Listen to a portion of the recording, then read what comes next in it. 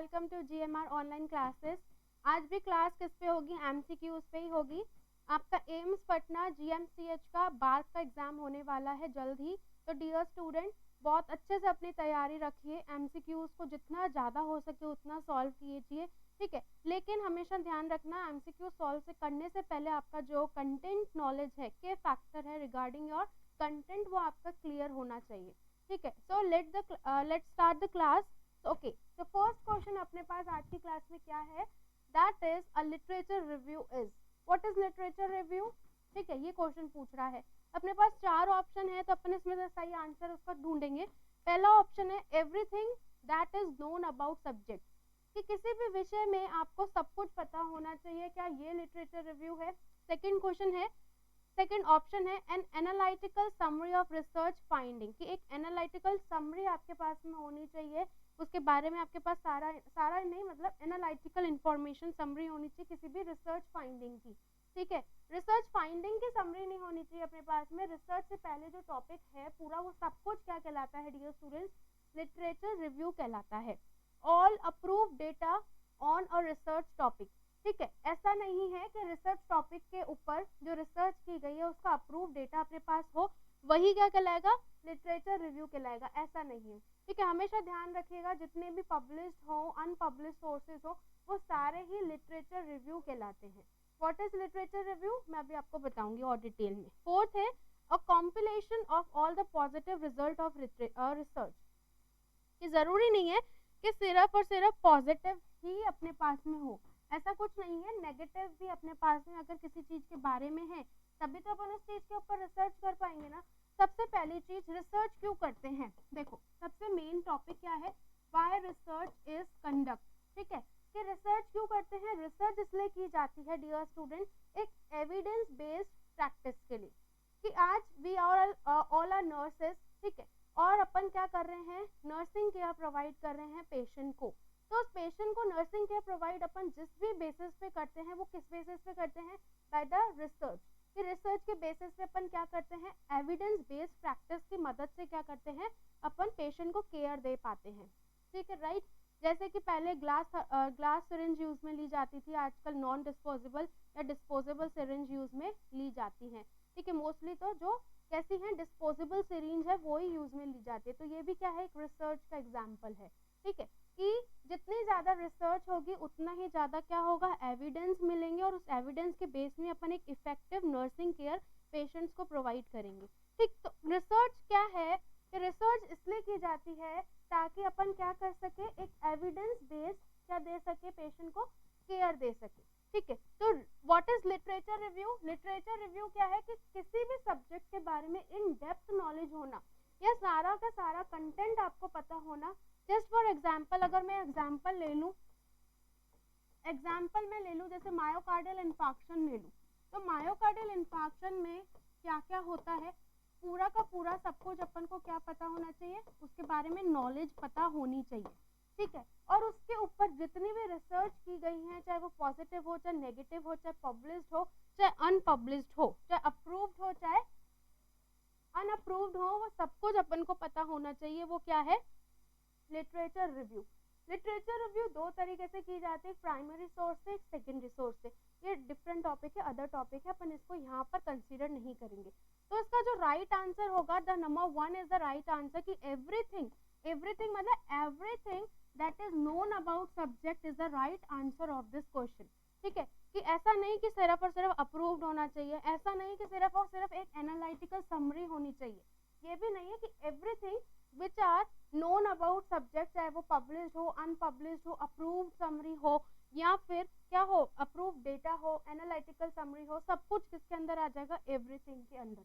तो वो क्या कहलाएगा? लिटरेचर रिव्यू कहलाएगा। कि पहले का जितना भी कंटेंट उस सब्जेक्ट के बारे में आप जानते हैं, वो क्या है? लिटरेचर रिव्यू कहलाता है, ठीक है। नेक्स्ट क्वेश्चन पे चलते हैं। What is next question? Okay, देखिए नेक्स्ट क्वेश्चन है Koplik spot are seen in.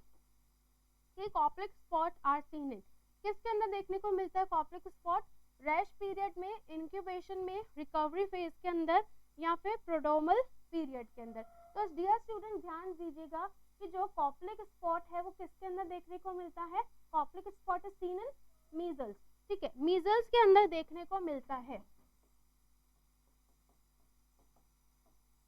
Koplik spot किसके अंदर देखने को मिलेगा? मीजल्स के अंदर देखने को मिलेगा। मीजल्स का दूसरा नाम क्या है? दैट इज रूबियोला, ठीक है। ये रूबियोला और ये मीजल्स कैसी बीमारी है? एक वायरल डिजीज है। कैसी है? It is an viral disease. किसकी वजह से होती है? पैरामाइक्सो वायरस की वजह से होती है, ठीक है। यहाँ पे we can say that rubeola virus की वजह से होती है, ठीक है। इसका जो इंक्यूबेशन पीरियड है, the incubation period of measles, वो कितना होता है? 8 to 12 डेज होता है, ठीक है। ये मोस्टली किसको अफेक्ट करता है dear student? It is mostly affect the children, कि चिल्ड्रन को सबसे ज्यादा अफेक्ट करता है, लेकिन इजीली प्रिवेंटेबल है बाय वैक्सीन, कि वैक्सीन देने के मदद से क्या होता है? इजीली प्रिवेंटेबल है, इजीली प्रिवेंटेबल बाय वैक्सीन, कि जैसे ही चाइल्ड को क्या दे दी गई है? वैक्सीन दे दी गई है, तो वो मीजल से क्या हो जाएगा डियर स्टूडेंट? इजीली रिकवर हो जाएगा, ठीक है। ओके, नेक्स्ट क्या है? देखिए अब जब इसका इंक्यूबेशन पीरियड कितने डेज का है? 8 से 12 दिन 12 डेज का है। तो इसके अंदर कुछ फेजेस देखने को मिलती हैं। Number phase is incubation phase. ये सबसे पहला इंक्यूबेशन फेज है। उसके बाद में इंक्यूबेशन फेज क्या होता है कि साइन एंड सिम्टम्स का अपीयर होना is known as incubation phase, ठीक है। कि सबसे पहला जो साइन और सिम्टम अपीयर होगा वो क्या कहलाता है?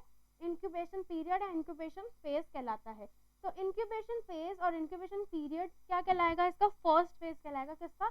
मीजल्स का। ओके, सेकेंड फेज जो कहलाता है इसके अंदर that is prodromal phase,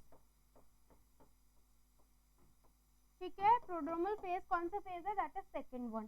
third जो फेज है मीजल्स का, that phase is known as rash phase, जिसके अंदर पूरी की पूरी बॉडी के ऊपर क्या हो जाते हैं? रैशेज हो जाते हैं, या वी कैन से इरप्शन हो जाता है। इसको इरप्शन फेज भी बोलते हैं। और जो लास्ट फेज आएगी इसकी, that is known as recovery phase. इसके अंदर जो क्लाइंट है वो क्या हो जाता है? रिकवर होना स्टार्ट कर देता है।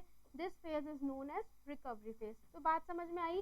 क्वेश्चन क्या था? Koplik spot are seen in, कि इसमें से अपन अब देखेंगे इन चारों में से किसके अंदर कॉप्लिक स्पॉट्स देखने को मिलेंगे, ठीक है। पहले देखिए कॉप्लिक स्पॉट्स किसमें देखने को मिलते हैं? मीजल्स के अलावा जितने भी और भी कुछ वायरल इन्फेक्शन है उसमें भी कॉप्लिक स्पॉट्स देखने को मिलते हैं। लेकिन जो कॉप्लिक स्पॉट जो इसका सबसे मेन टारगेट है वो मीजल्स पे रहता है, कि मीजल्स के अंदर ही कॉप्लिक स्पॉट्स देखने को मिलते हैं। तो कॉप्लिक स्पॉट्स मीजल्स को देखने में मिलते हैं। मीजल्स का दूसरा नाम क्या है? रूबियोला नाम है। मोस्टली अफेक्ट किसको करते हैं? चिल्ड्रंस को अफेक्ट करते हैं। ये एक वायरल डिजीज है, ठीक है। This is one of the most important question कि कैसे डिजीज है?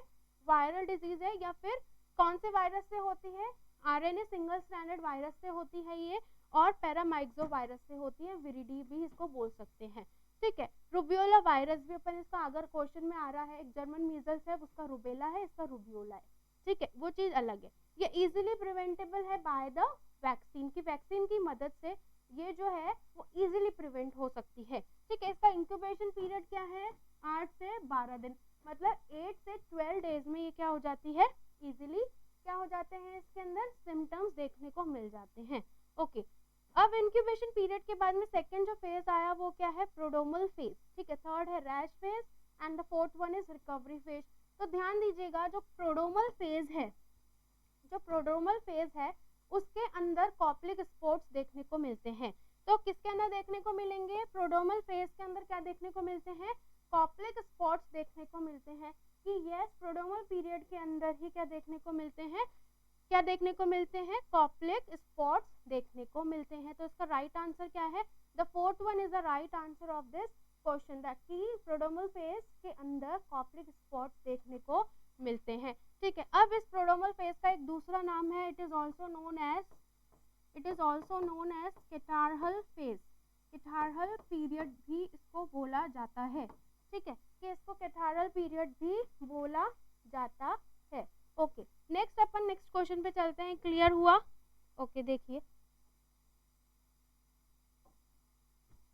अब देखिए एक सेकेंड, कॉप्लिक स्पॉट्स का किस तरीके से डायग्राम है, यहाँ देखिए,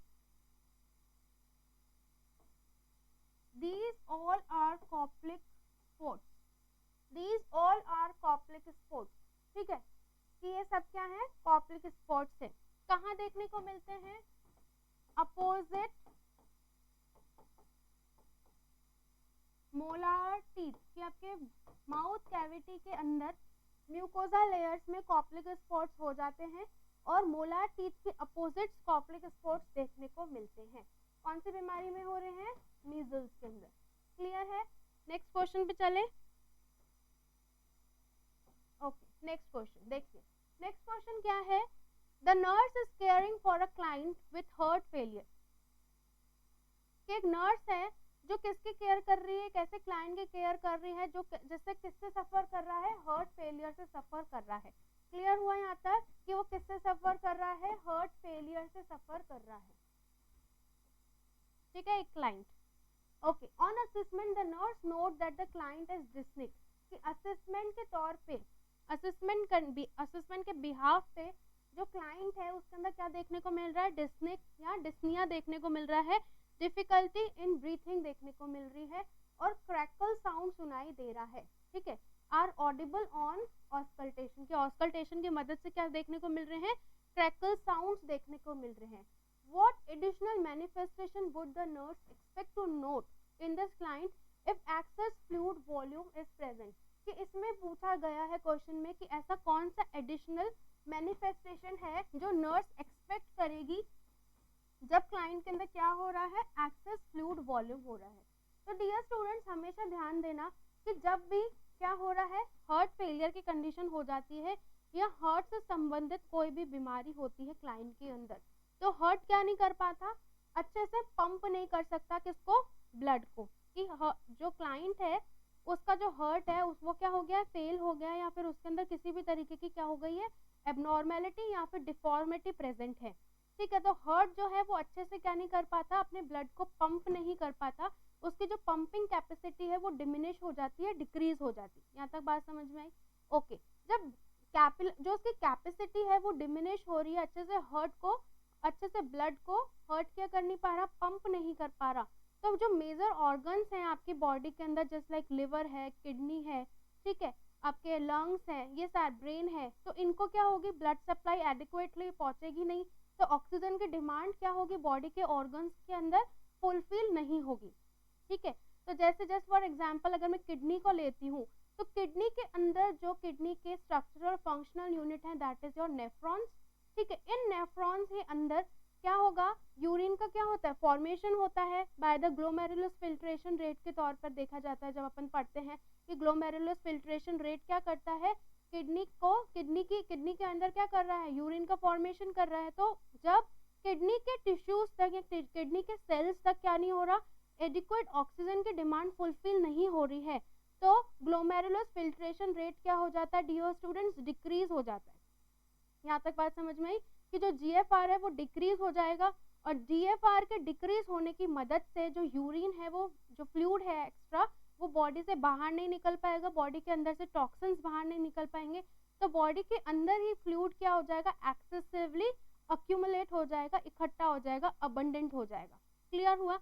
तो क्यों होता है हार्ट फेलियर की कंडीशन के अंदर फ्लूइड, एक्सेस फ्लूइड, इसलिए होता है कि किडनी प्रॉपर तरीके से यूरिन का फॉर्मेशन नहीं कर पाती, तो बॉडी के अंदर ही फ्लूइड का क्या हो रहा है, अक्यूमुलेशन हो रहा है। तो बॉडी के अंदर फ्लूइड का अक्यूमुलेशन हो रहा है, सारा जितना भी फ्लूइड है वो ओवरलोड हो रहा है, ओवर हाइड्रेशन हो रहा है, तो उसकी वजह से हार्ट जो लंग्स हैं उसके अंदर भी क्या होगा, फ्लूइड का अक्यूमुलेशन होगा, ब्लड का अक्यूमुलेशन हो जाएगा, अच्छे से ब्लड क्या होगा, प्रॉपर तरीके से साइकिल नहीं चल पाएगी, मशीन नहीं चल पाएगी, तो वो कहीं ना कहीं क्या हो रहा है, अक्यूमुलेट हो रहा है। तो डियर स्टूडेंट्स, हमेशा ध्यान दीजिए, ऐसे क्लाइंट्स के अंदर क्या देखने को मिलते हैं, डिस्निया देखने को मिलता है, मतलब डिफिकल्टी इन ब्रीथिंग देखने को मिलता है। कौन सी कंडीशन के अंदर, हार्ट फेलियर की कंडीशन के अंदर, तो डिस्निया देखने को मिलेगा इन क्लाइंट्स के अंदर, साथ ही साथ में ट्रैकल सुनाई देंगे, और इनके अंदर टेकिकार्डिया के साथ में क्या देखने को मिलता है, व्हाट इज टेकिकार्डिया, कि जो हार्ट है वो क्या करेगा, अपने आप को कंपेंसेट करने के लिए बहुत ज़्यादा अपनी हार्ट बीट को क्या कर देता है, बढ़ा देता है। तो टैकीकार्डिया के साथ साथ में इनके अंदर टैकेप्निया देखने को मिलता है। ठीक है, कि जो रेस्पिरेशन रेट है वो भी बढ़ जाती है और जो हार्ट की कैपेसिटी है पंपिंग करने की वो भी बढ़ जाती है, मतलब डिसरिदमियाज भी देखने को मिलते हैं। तो देखिए अब ऑप्शन क्या क्या है। फर्स्ट है वेट लूज और ड्राई स्किन। वेट लूज नहीं होगा, क्यों? क्योंकि बॉडी के अंदर से एक्सेसिव फ्लूइड नहीं निकल रहा। ठीक है, flat neck and hand weights. ध्यान दीजिएगा कि इन जिसके अंदर बॉडी के अंदर जब भी क्या हो रहा है, फ्लूइड का अक्यूमुलेशन हो रहा है, तो उनकी जो वेन्स है वो क्या होती हैं, डिस्टेंड होती हैं। फ्लैक्शन जो फ्लैट है वो देखने को नहीं मिलता। ठीक है, तो डिस्टेंशन होगा। Decrease urine output, yes decrease urine output तो देखने को मिलता है, लेकिन जो नेक की और हैंड की वेन्स है उनका क्या देखने को मिलता है, डिस्टेंशन देखने को मिलता है। बात समझ में आई। थर्ड ऑप्शन क्या है, an increase in blood pressure and increase respiration. अभी मैंने बोला कि टैकेप्निया के साथ साथ में क्या देखने को मिलेगा, टैकीकार्डिया देखने को मिलेगा। ठीक है, weakness and decrease central Venus pressure. अब ध्यान दीजिए कि जो हार्ट फेलियर के क्लाइंट्स हैं उनके अंदर जो सीवीपी है डियर स्टूडेंट वो हमेशा बढ़ा हुआ देखने को मिलता है, कि सेंट्रल वीनस प्रेशर जो है वो बढ़ जाता है किनके अंदर, हार्ट फेलियर की कंडीशन के अंदर। तो क्लियर हुआ कि इस तरीके से टैकीकार्डिया और टैकेप्निया देखने को मिलेगा। ओके, नेक्स्ट क्वेश्चन पे चलते हैं। देखिए नेक्स्ट क्वेश्चन क्या है, the nurse notes that a client atrial blood result reveals. देखिए इस क्वेश्चन को समझेंगे। क्या बोला गया कि जो नर्स है उसने क्लाइंट को नोट किया है जिसके अंदर उसका एबीजी लिया गया है और वो ये बता रहा है कि पीएच कितना है, 7.50 पीएच है। ठीक है, और पार्शियल कार्बन डाइऑक्साइड कितनी है, 30 mmHg है। The nurse monitors the client for which clinical manifestation associated with ABG result, कि एबीजी के बेसिस पे कि जो क्या नर्स क्या क्लिनिकल मैनिफेस्टेशन बताएगी, सेलेक्ट दैट ऑल अप्लाई। ठीक है, तो देखिए कौन कौन से ऑप्शन है अपने पास, नोजिया है, कंफ्यूजन है, ब्रेडिप्निया है, टैकेप्निया है, हाइपरकैलेमिया एंड लाइट हेडेडनेस अपने पास है। ठीक है, ये ऑप्शन है।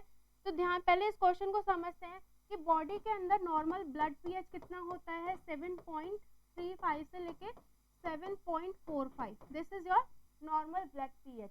ठीक है, और जो पार्शियल और कार्बन डाइऑक्साइड है वो कितना होता है, 35 से लेके 45 mm ऑफ Hg। ठीक है, this is normal data, this is normal data. तो जब क्या हो रहा है, यहाँ पे कितना आ रहा है, 7.50 आ रहा है।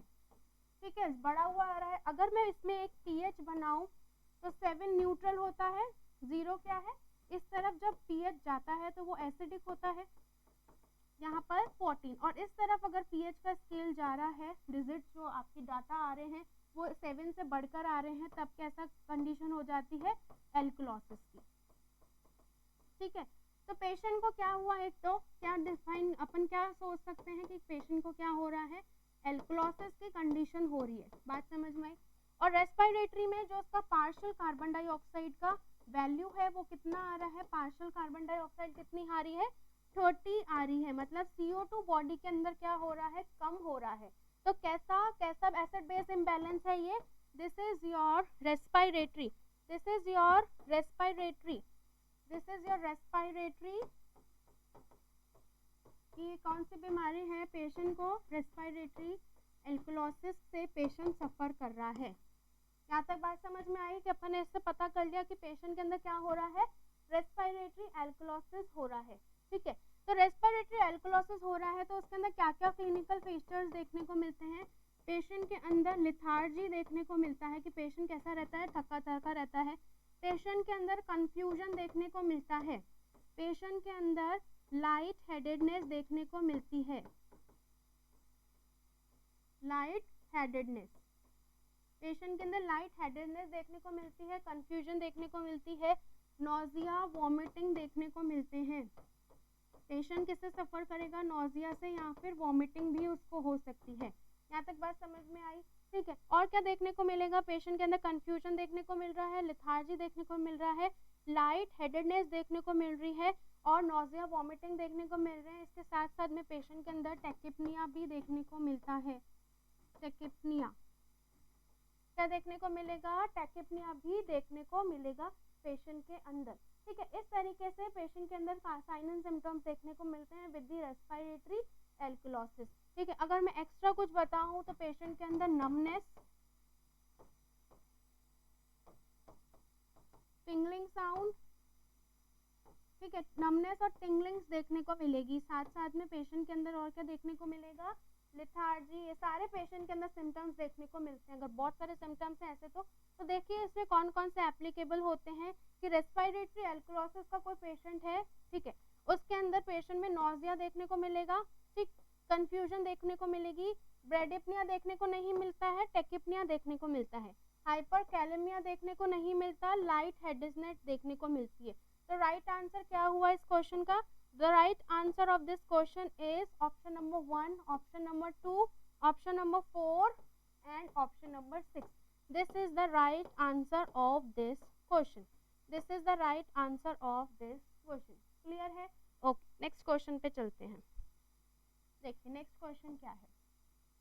Okay, the nurse is planning a staff development. देखो कि एक नर्स है वो क्या प्लान कर रही है, स्टाफ डेवलपमेंट प्रोग्राम को क्या कर रही है, प्लान कर रही है on how to care a client with hepatitis A. कि एक क्लाइंट है उसको क्या हुआ है, हेपेटाइटिस ए हुआ है। Which of the following precautions should the nurse indicate an essential when caring for a client with hepatitis A? तो हमेशा ध्यान देना कि हेपेटाइटिस क्या है, what is hepatitis? Is the inflammation of liver. Hepatitis, अगर in short we can say that hepatitis is the inflammation of liver, कि ये लिवर ऑर्गन को अफेक्ट करता है। ठीक है, बहुत सारे तरीके के हेपेटाइटिस होते हैं। जो हेपेटाइटिस ए है वो कौन सा कैसे रूट से फैलता है, ओरल फीकल रूट से फैलता है। It is spread by oral faecal route. ठीक है, एयरबॉर्न से नहीं फैल रहा है, ड्रॉपलेट से नहीं फैल रहा है, वी कैन से दैट ये किससे फैल रहा है, ओरल फीकल रूट से फैल रहा है। तो ध्यान दीजिए, नंबर 1 क्वेश्चन ऑप्शन 1 है that is gowning when entering a clients room, कि गाउन पहन के जाना है क्लाइंट के रूम में। सेकंड ऑप्शन है wearing a mask when providing care, कि जब आप केयर दे रहे हो तो क्या करना है, मास्क को वियर करना है। तो डियर स्टूडेंट ध्यान देना, ये कैसा है, ओरल फीकल रूट से क्या होता है, इसका ट्रांसमिशन होता है। ओरल फीकल रूट से क्या होता है, इसका ट्रांसमिशन होता है, ड्रॉपलेट से नहीं होता, तो मास्क पहनने की आवश्यकता नहीं है। ठीक है, नेक्स्ट है third, assigning the client to a private room, कि क्लाइंट को एक प्राइवेट रूम में रख दीजिए। नहीं, ऐसा भी नहीं करते। ठीक है, प्राइवेट रूम क्लाइंट को नहीं देते हैं। ओके, अगर वो सेकेंडरी थिंग है, wearing gloves when giving direct care, कि क्या ध्यान में रखना है, ओरल फीकल रूट से फैल रहा है, कि अगर आपने किसी हेपेटाइटिस ए पेशेंट को टच किया है और आपने उन्हीं हाथों को अपनी बॉडी में ही कहीं ना कहीं टच कर लिया, तो आपको भी चांसेस रहेंगे हेपेटाइटिस ए होने के, बिकॉज इसका ट्रांसमिशन कैसे होता है, ओरल फीकल रूट से होता है। तो जो नर्स है वो कौन से प्रिकॉशन को ध्यान रखेगी, nurse always remember that to wear gloves while giving care to the patient, कि वो हमेशा क्या पहन के रखेगी, ग्लव्स पहन के रखेगी पेशेंट को केयर देते समय। कि पेशेंट को केयर देते समय वो क्या ध्यान में रखेगी, ग्लव्स पहन के रखेगी, जिससे हेपेटाइटिस ए का ट्रांसमिशन नहीं हो from one person to the another person, from infected person to the non infected person. Clear हुआ यहाँ तक? क्लियर हुआ। ठीक है, अगर कोई ड्रॉपलेट का होता तब अपन उसको प्राइवेट रूम में रखते, आइसोलेट करके रखते। ठीक है, अगर ड्रॉपलेट से है तो अपन उसको क्लाइंट क्या करती, क्या ध्यान में रखती, वियर अ मास्क, ठीक है, गाउन पहन के रखती। ठीक है, तो इस तरीके से क्या करने हैं, क्वेश्चंस को by the help of concept के थ्रू आपको क्वेश्चन को सॉल्व करना है। क्लियर हुआ? ओके, नेक्स्ट क्वेश्चन पे चलते हैं। देखिए नेक्स्ट क्वेश्चन क्या है, what did should be implemented for a client who is in the early stage of cirrhosis, कि ऐसा कौन सा इम्प्लीमेंट करना है ऐसे क्लाइंट के अंदर जिस कौन सी स्टेज पे है, अर्ली स्टेज ऑफ सिरोसिस की स्टेज पे। What is cirrhosis? सिरोसिस का फुल नाम क्या है, that is your liver cirrhosis. ठीक है, ये लिवर सिरोसिस इसको पूरा बोला जाता है। इसके अंदर क्या होता है डियर स्टूडेंट्स, जो हिपैटिक सेल्स हैं उसकी क्या हो जाती है, स्कारिंग हो जाती है। जो हिपैटिक सेल्स हैं उसकी क्या हो जाती है, स्कारिंग हो जाती है। कि सबसे पहले एक हेल्दी लिवर किस में कन्वर्ट होता है, फैटी लिवर के अंदर कन्वर्ट होता है। एक हेल्दी लिवर किस में कन्वर्ट होगा, फैटी लिवर के अंदर कन्वर्ट होगा। ठीक है, मैं अगर यहाँ पे लिख के दिखाऊं कि एक हेल्दी लिवर, कि एक पर्सन है वो पूरी तरीके से हेल्दी है, उसका हेल्दी लिवर किसके अंदर कन्वर्ट होगा, सबसे पहले फैटी लिवर के अंदर। कि जस्ट लाइक लिवर के इस तरीके से सेल्स हैं, तो उन सेल्स के ऊपर क्या हो जाएगा, फैट की लेयर भर जाएगी। ठीक है, फैट की लेयर बन जाएंगी, तो फैट भर जाएंगे, तो उसको अपन क्या बोल रहे हैं, फैटी लिवर बोल रहे हैं। ये फैटी लिवर किस में कन्वर्ट हो जाता है, लिवर फिब्रोसिस के अंदर। कि लिवर के अंदर क्या हो जाते हैं, फिब्रोसिस हो जाता है।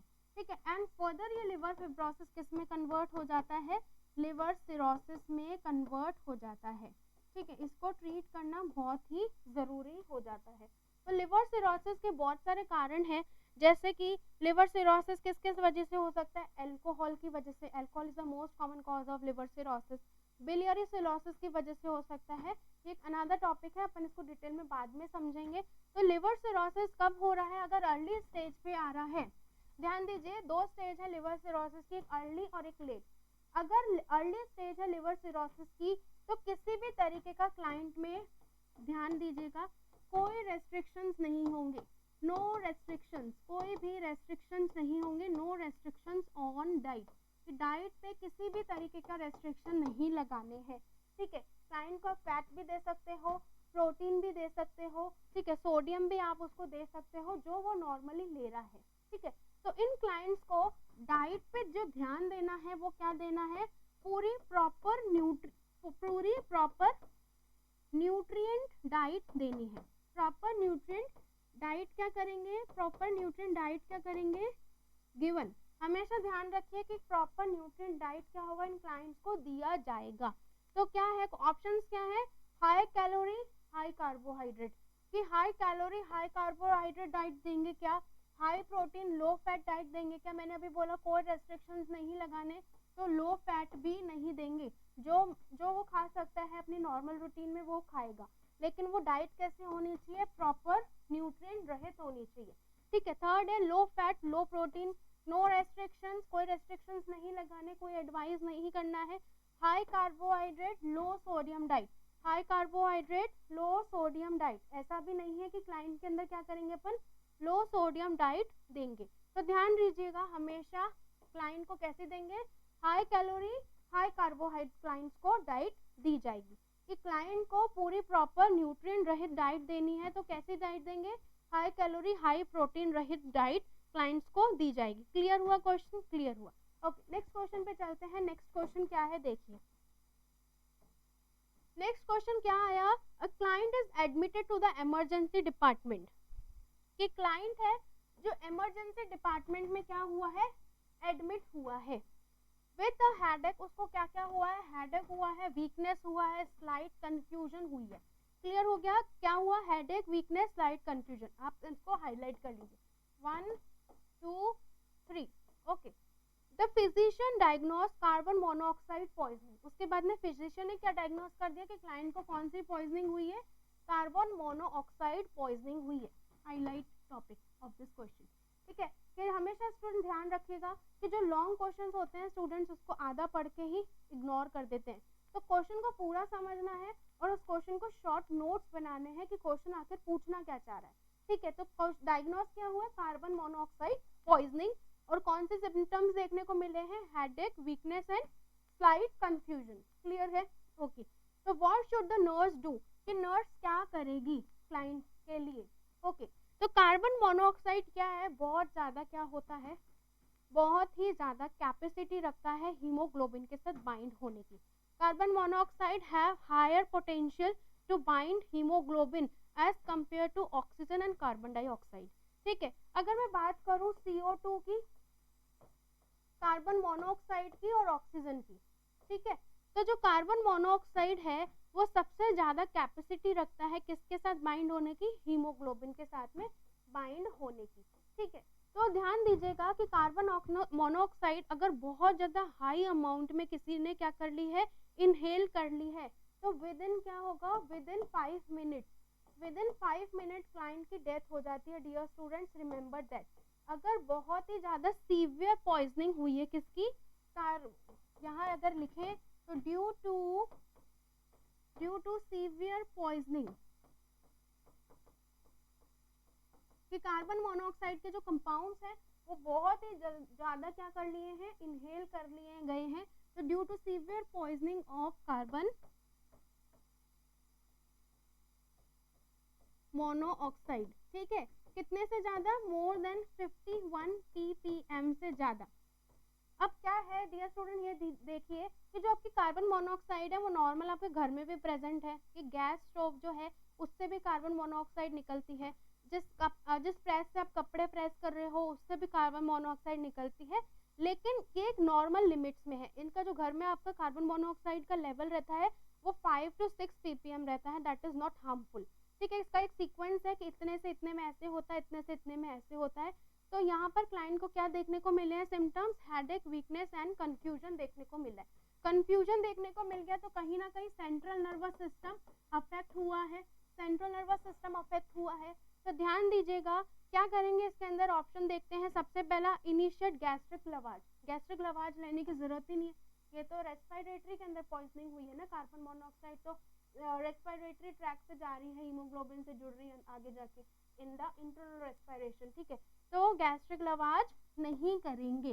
सेकंड है maintain the body temperature, there is no relation of body temperature to carbon monoxide. Option third, administer 100% oxygen by mass, and last option is obtain a psychiatric referral, no, कोई psychiatric referral नहीं लेना, ठीक है। Client को carbon monoxide poisoning हुई है, ऐसा नहीं कि साइकेट्रिक रेफरल ले लेंगे।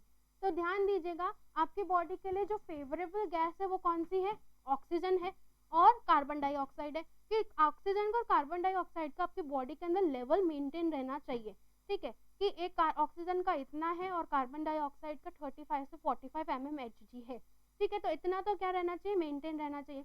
अगर दोनों में कोई भी इम्बैलेंस आ रहा है तो रेस्पिरेटरी सिस्टम क्या होता है, स्टिमुलेट हो जाता है, और रेस्पिरेटरी सिस्टम को स्टिमुलेट करने के लिए कौन सा स्टिमुलेंट है, CO2।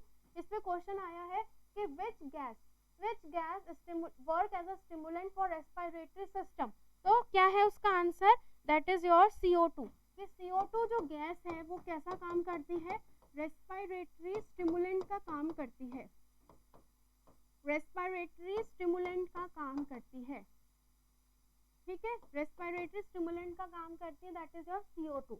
तो ध्यान दीजिए क्लाइंट को जब भी कार्बन मोनोऑक्साइड पॉइजनिंग हुई है तो उसमें क्या करेंगे, एडमिनिस्टर 100% ऑक्सीजन एडमिनिस्टर करेंगे with the help of mask की मदद से, क्या करेंगे, 100% ऑक्सीजन एडमिनिस्टर करेंगे, जिससे कि कार्बन मोनोऑक्साइड के जो कंपाउंड्स आपकी बॉडी में गए हैं वो जल्दी से डिसॉल्व हो सके और बॉडी से बाहर निकल सके। तो क्लियर हुआ है question, this is your most important question for your upcoming exam, ठीक है। नेक्स्ट क्वेश्चन की तरफ चलते हैं, what is the next question, okay. Next question है the nurse should place a client being admitted to do the hospital, एक client है जो हॉस्पिटल में एडमिट हुआ है, ठीक है, with suspected tuberculosis on what type of isolation, और वो किससे सस्पेक्ट हुआ है, सस्पेक्टेड विद ट्यूबरक्लोसिस। ट्यूबरक्लोसिस किसकी वजह से होता है, कौन से माइक्रो ऑर्गेनिज्म की वजह से, माइकोबैक्टीरियम ट्यूबरकुलाई, माइकोबैक्टीरियम ट्यूबरकुलाई की वजह से क्या होता है, ट्यूबरकुलोसिस होता है, ठीक है। व्हाट टाइप ऑफ आइसोलेशन, तो आपको हमेशा पता है कि ट्यूबरकुलोसिस किसकी वजह से फैलता है, एक एयरबॉर्न डिजीज है, एयरबॉर्न डिजीज है, और कैसी डिजीज है, कॉन्टाजियस है। I am not using communicable, I am using a vocabulary that is contagious disease, ठीक है, because it is nice vocabulary as compare to communicable disease. Communicable disease क्या है, कॉन्टाजियस ही कहलाती है, दोनों आर द सिनोनिम्स, ठीक है। तो कॉन्टाजियस डिजीज क्या है, ट्यूबरकुलोसिस क्या है, कॉन्टाजियस डिजीज है, और किससे फैलती है, एयरबॉर्न से फैलती है। तो कैसा प्रिकॉशन यूज में लेंगे, एयरबॉर्न आइसोलेशन रखेंगे, कैसा आइसोलेशन रखेंगे, या फिर वी कैन से दैट कि एयरबॉर्न प्रिकॉशन रखेंगे। तो ऑप्शन क्या क्या है, standard precaution, contact precaution and droplet precautions या airborne precautions. Droplet precaution considered in airborne precaution, तो राइट आंसर क्या होगा इस क्वेश्चन का, the fourth one is the right answer of this question, कि एयरबॉर्न प्रिकॉशंस रखेंगे, कि एयरबॉर्न प्रिकॉशंस रखेंगे। क्लियर है यहाँ तक, ओके। नेक्स्ट क्वेश्चन की तरफ चलते हैं, what is the next question, देखिए नेक्स्ट क्वेश्चन क्या है, which of the following has been identified, which of the following has been identified as a potential risk factor for development of colon cancer. colon क्या है, किसका part है, colon is a part of your large intestine, ठीक है. there are कितने types होते हैं colon के, that is ascending, transverse, descending and sigmoid colon. there are 4 types of colon. तो colon cancer किसी के हुआ है. क्वेश्चन क्या है, which of the following has been identified as a potential risk factor, कि इनमें से potential risk factor कौन सा होगा for the development of colon cancer के development के लिए. या फिर अगर अपन सोच के चले, इमेजिन करके चले कि किसी को कोलोन कैंसर हुआ है तो वो किसकी वजह से हुआ है, तो रिस्क फैक्टर कौन सा होगा, क्रॉनिक कॉन्स्टिपेशन. देखो अब ध्यान दीजिएगा, क्रॉनिक कॉन्स्टिपेशन अगर किसी को जेनेटिकली प्रेजेंट होता है, कि जेनेटिकली बोले तो कैसे, कि अगर ऐसा क्लाइंट जो क्या कर रहा है, लो फाइबर को इनटेक करता है और क्या करता है, हाई फैट डाइट लेता है, हाई फैट डाइट लेता है, तो उस क्लाइंट के अंदर क्रॉनिक कॉन्स्टिपेशन देखने को मिल सकता है. But it is not the risk factor of the colon cancer, कि वो कोलोन कैंसर ही कर दे, ऐसा नहीं है. सेकेंड है long term use of laxative. if the person is suffering from constipation, so he and she can use some laxative in their life, so this is not the risk factor of colon cancer. Third है history of smoking. if a person having history of smoking, it is more susceptible for lung cancer, कि उसको क्या होगा, वो बहुत ज़्यादा susceptible होगा किसके लिए, लंग कैंसर के लिए, as not compare to colon cancer. Last है history of inflammatory bowel disease. तो ध्यान दीजिएगा, जब किसी को इन्फ्लामेटरी बोवल डिजीज है, कि बहुत ही ज़्यादा इन्फ्लामेटरी बोवल डिजीज मतलब इंटेस्टाइन की जो डिजीज है उसको कंटिन्यू होती जा रही है, उसकी हिस्ट्री है, तो वो क्या कर सकता है, एक रिस्क फैक्टर बन सकता है किसके लिए, कोलोन कैंसर के लिए. तो राइट आंसर क्या होगा इसका, राइट आंसर क्या होगा इस क्वेश्चन का, the history of what, the history of colon. देखिए नेक्स्ट क्वेश्चन वापस चलते हैं इस क्वेश्चन पे, कि पेशेंट को क्या होगा, history of inflammatory bowel disease, की क्लाइंट को क्या हो सकती है, हिस्ट्री हो सकती है बोवल डिजीज की. Okay next question. Next question क्या है, when performing external chest compression on an adult during CPR, the rescuer should depress the sternum. अपन क्या करते हैं, जब सीपीआर किसी पेशेंट को देते हैं तो क्या करते हैं, कंप्रेशंस देते हैं, ठीक है. कहाँ देते हैं, आपको पता है, दोनों निप्पल्स के मिड में, स्टर्नम में कंप्रेशन दिए जाते हैं. इफ वी से इन सिंपल लैंग्वेज, कि दोनों निप्पल्स के बीच में स्टर्नम में क्या दिए जाते हैं, चेस्ट कंप्रेशन दिए जाते हैं. क्यों, क्योंकि हार्ट का फंक्शन क्या हो, वापस से रिवाइव हो सके, इसलिए. तो इसमें पूछा गया है कि when performing the external chest compression, कि क्या दिए जा रहे हैं, चेस्ट कंप्रेशन दिए जा रहे हैं किसी भी एडल्ट को ड्यूरिंग सीपीआर. जो रेस्क्यूअर है, जो रेस्क्यूअर मतलब जो सीपीआर दे रहा है, वो स्टर्नम को कितना डिप्रेस करेगा. This is most important question for your upcoming examination. So students be alert for this question, कि कौन कितना कंप्रेस करेगा. तो ध्यान दीजिएगा, जो रेस्क्यूअर है वो 1.5 से लेकर 2 इंचेस तक क्या करता है, चेस्ट को कंप्रेस करता है. 1.5 से लेके 2 इंचेस तक क्या करता है, चेस्ट को कंप्रेस करता है. एंड 1 इंच, 1 इंच बराबर कितने सेंटीमीटर होते हैं, 2.5 सेंटीमीटर होते हैं. तो 2 इंचेस कितने हो गए, 2 इंचेस कितने हो गए, दैट इज योर 5 सेंटीमीटर. तो कितना सेंटीमीटर तक करना है, up to 5 centimetre, not beyond 5 centimetre. तो राइट आंसर क्या होगा इस क्वेश्चन का, the third one is the right answer of this question. Clear है, ओके.